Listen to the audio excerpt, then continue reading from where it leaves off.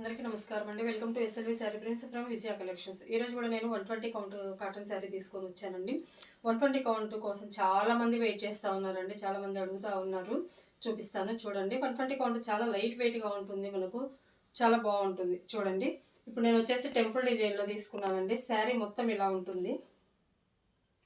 Maroon colour with radium green colour కాంబినేషన్లో తీసుకున్నాను.